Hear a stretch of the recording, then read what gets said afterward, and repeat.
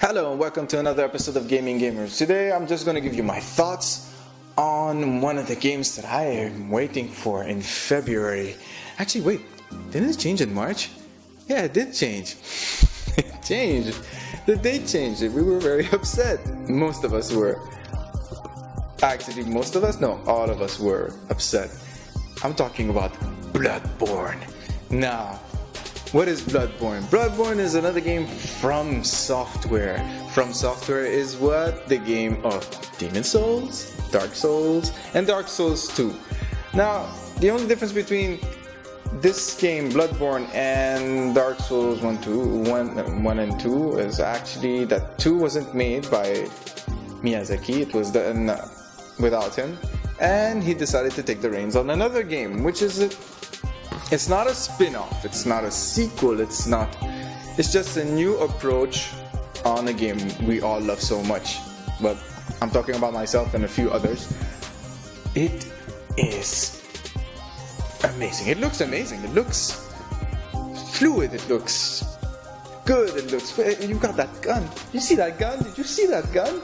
It is... Ooh, ooh. Makes you feel like you want to just grab that game and just play it all the way. If some of you have not played Dark Souls, maybe one day I'll review it. Maybe one day I'll review it for you guys. Because really, if you guys haven't played the first one, when I'm talking about the first one, I'm talking about, actually Demon Souls.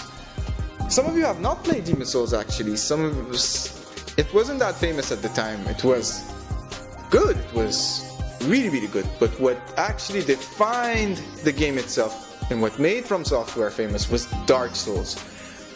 Why? Because Dark Souls was refined. Compared to the old one, Demon Souls, which was a bit edgy. It was raw. It was more raw than the actual one on the Dark Souls one. How can I explain this? When you play Demon Souls, you feel like something's missing. It's not big enough. The stages aren't that amazing. Some bosses are way too easy to kill. You have a giant stingray. You have some weird, really, really weird things going on in that game. Really, really weird characters. Plus, you have this weird Buddha boy at the top who tells you you need to cover the light. It's all about darkness and light and Demon Souls. And Dark Souls, they just simplify it for you. They're like, here's a huge amount of gameplay and story. We're not going to talk too much about the story. We're just going to give you a lot of items that talk about the lore and everything. And the lore is fantastic. I can't even begin to describe how good the actual lore is, because when you play Dark Souls 1, you notice that there are a lot of characters who come back in Dark Souls 2 later. If you finish the game the first time, and when you play the second time, you get that feeling that everything is connected later, because you get a few... If I say this, I might spoil it for some people, but most of you, if you can actually get on the first playthrough, you don't have to do a second playthrough to get those actual souls. When you get those souls, or to be more specific, if you want to get those souls, all you have to do is, there's an item in the game that increases the flame where you rest in. So when you increase the flame where you rest in, it gets you to I guess the area itself to another level. Bosses get harder, monsters get harder, and some monsters drop special souls, which are actually from the previous Dark Souls. If some of you have actually played the first Dark Souls before playing Dark Souls 2, which I imagine are not a lot of people actually played Dark Souls. Fans, of course, action RPGs and RPGs in general, most people have played it. At least my entourage has played it a lot. My brother has played it. A few of my friends have played it. People I know on the internet, there's a huge amount of videos on that game. Even the lore. There is a video of a guy who does the lore very good. If you want, at some point, I'll just put his channel under there. Help you a lot. Believe me, he has details that are amazing. And Bloodborne is basically a faster version of Dark Souls 2. If you play Dark Souls 2, you notice that you run around with a shield and you hit, and the easiest way to do it is to have a two-handed sword. With a two-handed sword you can kill a lot of stuff. But in Bloodborne, you don't have a shield. That's right, you don't have a shield like you do in Dark Souls 2. So what do? You dodge. Like your normal, like a Devil May Cry, you dodge. You dodge, you dodge, you dodge, and you hit. Now, I'm not sure if there's not going to be a shield or anything, but since you've got both hands busy, one with a shotgun type gun, whatever it is, and another one with a sword that retracts, it's like that scissor sword. If you've ever seen Kill La Kill, if any of you are any good at anime, Kill La Kill also has that scissor that just increases length, and then you're like, shoo. It's very, very, very good. Now, personally, I really wanted to get the alpha. I never got the alpha. Never got to play the alpha. I'm so sad about this. It annoys the crap out of me. I've just seen a few videos, and I must say it looks solid. It looks solid. I've asked some of my friends who went to a show in Dubai,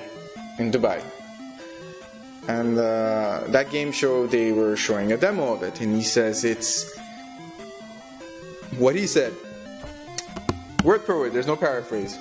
It's, if you like Dark Souls, you're in ecstasy when you play Bloodborne. That's how good it is.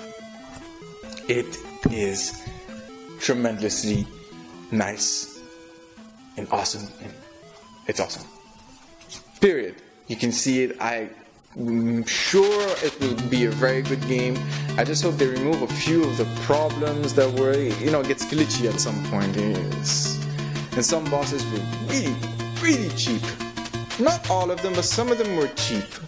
Then again, there is no boss that you cannot beat easily. There is absolutely no boss that you cannot beat easily.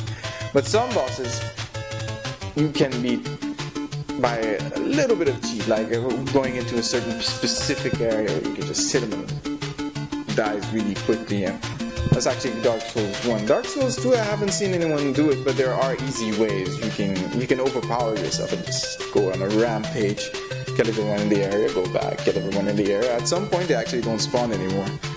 And this is where I want to talk about this. I want to know if they're actually going to do a respawn, because when I see the images of the game, it doesn't look like you have a respawn area, where you sit down and suddenly all the enemies are back again.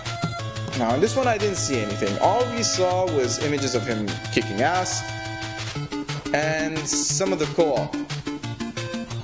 Co-op, I don't have any information on it. All we know is that there will be people coming around, playing with you, and just like Dark Souls, I don't know if there's the play against another player thing like there was in the old one, in the Dark Souls, but in Bloodborne you have that. You have the co-op where you can beat a boss together, you can jump around.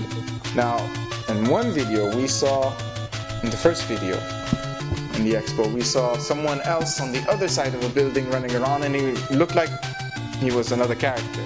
Now we're not sure if there's going to be other characters roaming around in the stage while you're actually playing.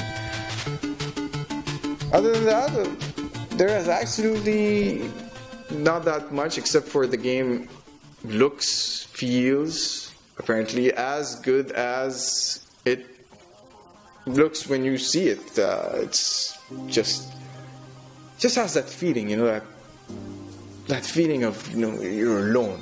There's nothing there. There's just you, deadly monsters, and a lot of fighting. Anyways, that's my time. I'm just gonna leave you with this. If anyone's that excited I am as for the game as I am, I really would like to know your thoughts. Don't forget to write on the comment. What are your expectations of the game? What do you think they should make better? What do you think about the speed? What do you think about not having shields? What do you think of the gun? If anyone has any like comments or something he wants to talk about the game, don't forget to comment under, and don't forget also to subscribe, like this video, and thanks for watching. Goodbye.